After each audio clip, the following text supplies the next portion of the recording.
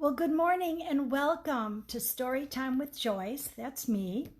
And we're reading the book Betty, which is the first in a series called Big City Dreams series.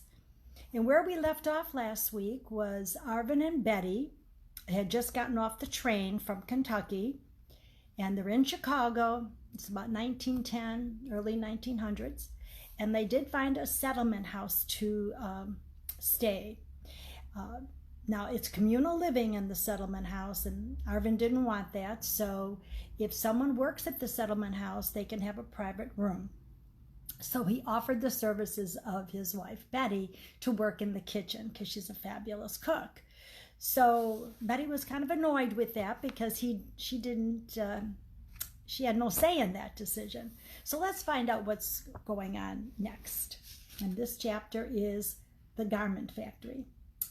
So the next morning, Betty went to the kitchen to meet Mary, and Arvin excitedly went off to one of the factories in the garment district. As he opened the door to the building, he couldn't believe his dream was about to come true. Machines! He was greeted by a man that escorted him to a seat in a big room where other men were sitting. Arvin was asked his name and told that someone would call him. Arvin sat with other men and realized that everyone there was looking for work. He started to get nervous, hoping there was enough jobs for everyone. Then he brought himself back to knowing that luck was with him. He and Betty found their way to knowing that luck was with him. Betty and he found their way to the city, met fellas they knew where there was a settlement house, and then they got a private room. He knew he would get the job. All of a sudden, he heard his name called. "Arvin Jameson." Arvin jumped up and said, "That's me." "Follow me," the man said. "Do you have any experience with machinery?" "Only tractors," Arvin quickly replied. "I'm from a farm in Kentucky." The man never introduced himself and just led Arvin to a room where another man was sitting behind a table. "This is Smitty," the man said. "He does the hiring for the milling machines." Then he introduced Arvin. "Smitty, this is Arvin Jameson." Arvin quickly spoke up and said, "Smitty, you are the man I want to talk to. I really want to work on machines." "Arvin, is it?" Smitty asked. "Yes, sir," Arvin replied. "Well, Arvin, there's not much training, and the hours are long. We are short-handed, so you will be expected to work 10 hours a day and sometimes 6 days a week. The pay is $1.50 a day. If you want the job, you can start tomorrow." "Oh, I sure do. Thanks. I'll be here," Arvin said, almost jumping out of his skin with excitement. Arvin could hardly wait to get back to the settlement house to tell Betty about his new job working with milling machines. This was his dream come true. A new beginning for sure. City dreams. As he was walking back to the settlement house, he heard his name called out, and he turned to see who was coming up behind him. And he saw a young man waving at him. "Hey, wait up," the young man called out. Arvin waited for the young man to catch up, and when he did, Arvin asked, "Do I know you?" "No, I saw you on the train and again at the factory this morning. My name is Chester. I heard your name called out at the factory. I'm new to the city, and I don't know anyone here. I come from Lincoln County in Kentucky," Chester said, slightly out of breath. "Nice to meet you, Chester. I'm from Davies County, and my wife, Betty, is from Henderson County.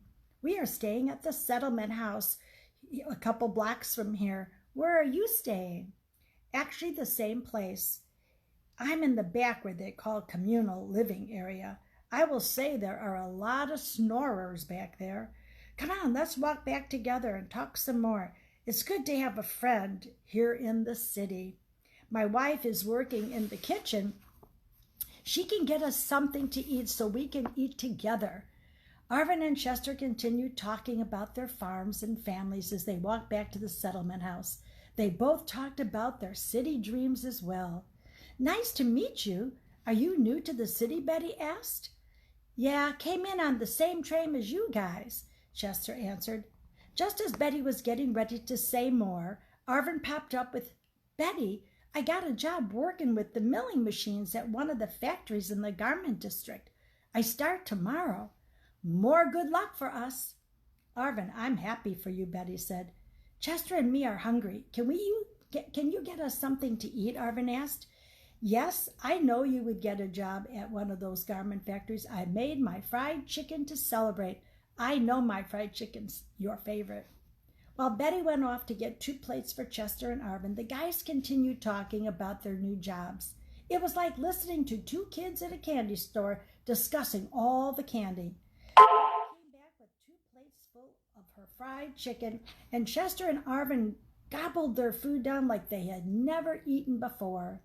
When they were done, Chester thanked Betty and told Arvin he'd see them at the factory the next day. Chester left. Betty brought out a helping of her fried chicken for Chester. He asked for seconds, and Betty then brought out one for herself. As Betty sat down to eat, Arvin asked, "Did you find out anything about the agency you were talking about?" "No, Arvin, I didn't. I had to work in the kitchen today and prepare food for tonight's dinner," Betty answered. "Oh, that's nice. Isn't it exciting? I'm going to be working with machines. It'll be hard work, but I'm willing to work hard just to have the chance to be working with those machines. I'll be working with the material that's going to be making men's suits. Someday I'm going to get me one of those fancy suits. Since I start the job tomorrow morning, you need to make me breakfast early. Will that be a problem?" Arvin asked. Arvin, still enjoying Betty's fried chicken, continued to talk about his new job, barely listening to what Betty had to say. He was all into his city dreams and couldn't wait to get those machines. They barely spoke on the way to the room. Betty went to bed exhausted. She had worked in the kitchen all day preparing her famous chicken for supper. Since Mary wasn't feeling well, she also had to prepare lunch for the whole house as well. She was asleep before her head hit the pillow, and Arvin followed suit. Arvin and Betty were both up before dawn. Arvin was anxious to get to work, and Betty needed to open the kitchen. Arvin got his breakfast and was so excited about his new job that he barely tasted what he was eating.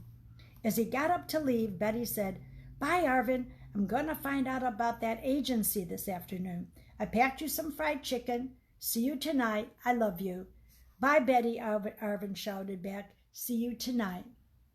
So next week, we're going to find out a little bit more if how's Arvin going to do on his job at the garment factory, and if Betty finds a domestic job through one of the agencies. You can buy Betty on Amazon.com or go to my website, JoyceBennett-Hall.com. So see you next week and have a great day. Bye.